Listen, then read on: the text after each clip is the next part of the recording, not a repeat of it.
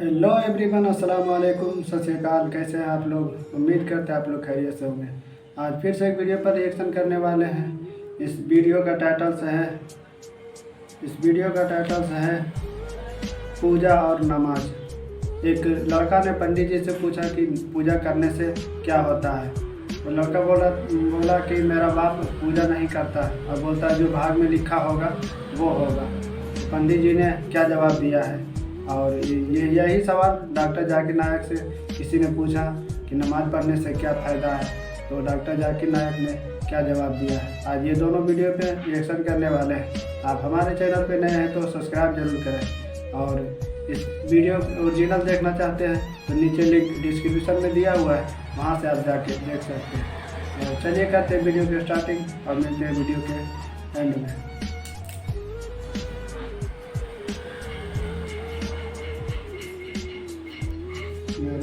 मेरे पापा पूजा नहीं करते। वो बोलते हैं कि पूजा करने से क्या फायदा, जो भाग में लिखा होगा वो तो होकर रहेगा, सब प्राकृतिक देन है।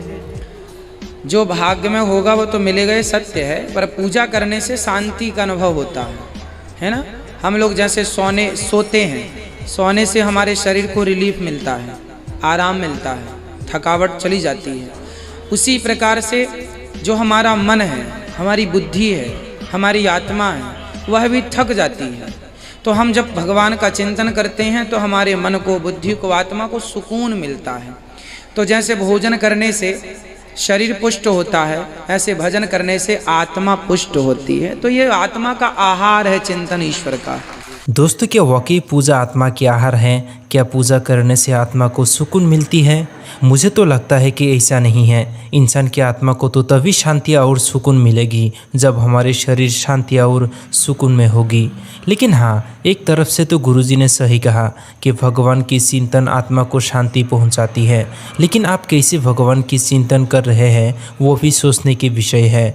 अगर आप सारे जहाँ के मालिक एकमात्र ईश्वर या अल्लाह के याद से अपने आप में शांति महसूस करते हैं तब तो ये सही है। लेकिन ऐसे भगवान के याद में अपने आप को शांति महसूस करना, जिस भगवान की माँ, बाप, बच्चे और पूरा परिवार है, ये तो बिल्कुल ही गलत है। वैसे तो अल्लाह ताला उसकी एकमात्र धर्म इस्लाम में इबादत की ऐसी तरीका रखे हैं जो कि आखिरत में हमें शांति देने के अलावा दुनिया में भी शांतिपूर्ण रखती है, जैसे सलाह यानी नमाज। तो दोस्तों, आइए जानते हैं डॉक्टर जाकिर नाइक से कि सलाह यानी नमाज पढ़ने से साइंटिफिकली क्या क्या फ़ायदा होती है।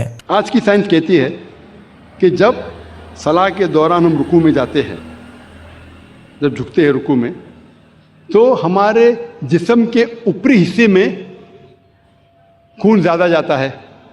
इससे रिलैक्सेशन है, बदन को आराम मिलता है, स्पाइन सपेल होती है, और जो नर्व्स है स्पाइन के, वो नर्व्स में नरिशमेंट होता है खून ज़्यादा जाने की वजह से। ये जो रुकू की पोजीशन है, आज साइंस कहती है ये फ्लैटुलेंस के लिए भी अच्छा है। जब रुकू से आप फिर से ऊपर आते हैं अर्रफू पोजीशन में, तो खून जो जिस्म के ऊपरी हिस्से में जा चुका है वापस से अपनी जगह आ जाता है और बदन में रिलैक्सेशन होता है, आराम मिलता है। सलाम में जब आप सजदा पोजीशन में जाते हैं, सजदा अपना फॉरहेड, माथा ज़मीन पे टेकना, सजदा जैसे मैंने कहा था सलाह का एक अहम रुकन है।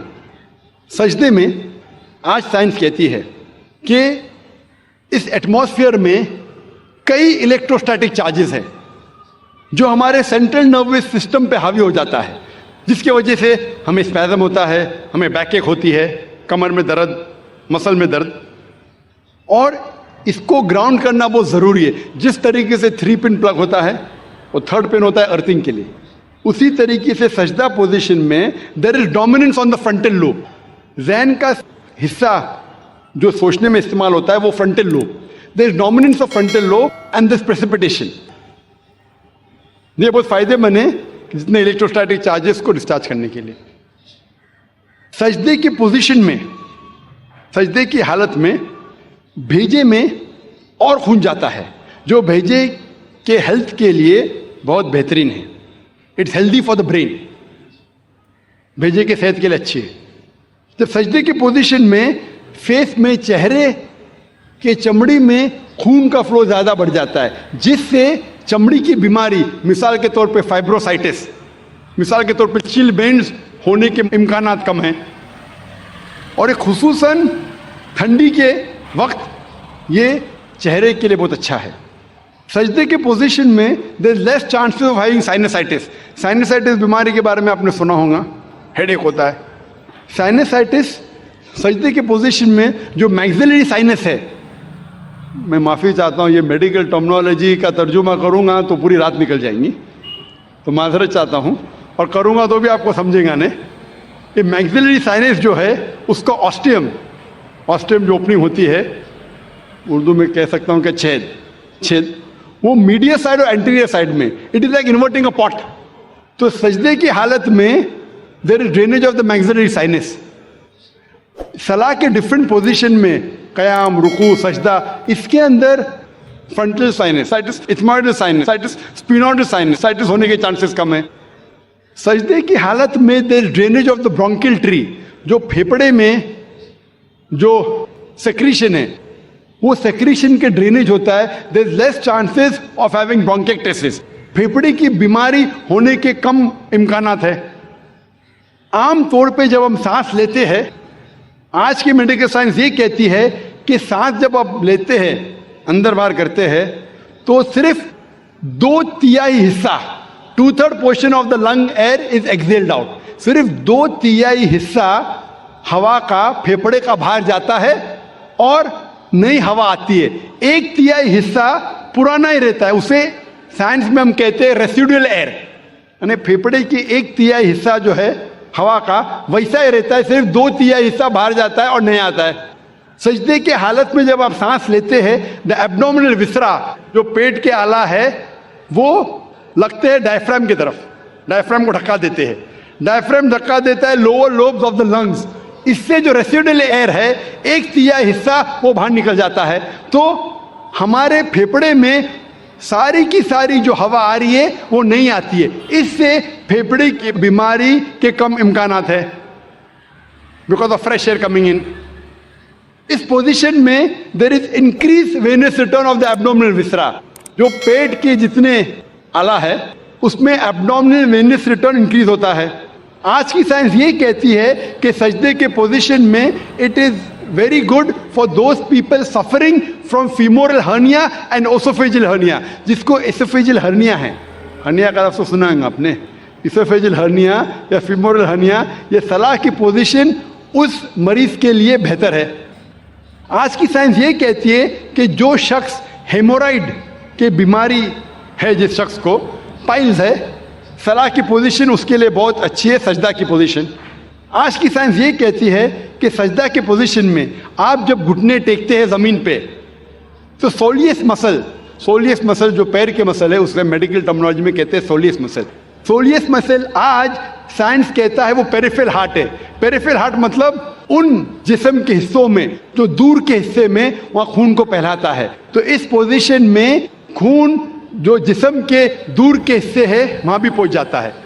जब ये सजदे की पोजीशन में हम घुटने टेक रहे, तो यहाँ there is pressure on the knees and the muscles, it is good for the back ache. और हम जब फिर से जलसे की पोजीशन में आते हैं, सजदे से उठते हैं, तो खून वापस अपनी जगह पे आता है, बदन का हिस्सा रिलैक्स होता है, हमें आराम मिलता है।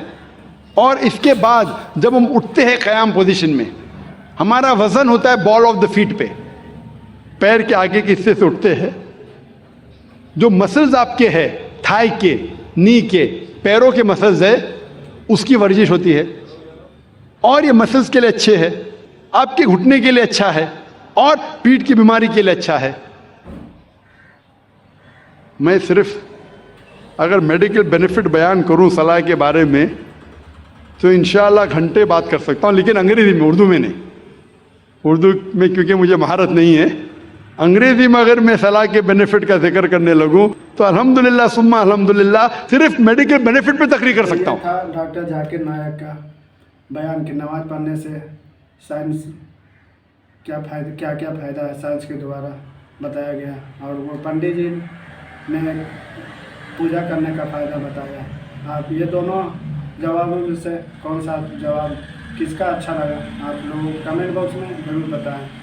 चलिए आज के लिए बस इतना ही, फिर मिलते हैं नेक्स्ट वीडियो में।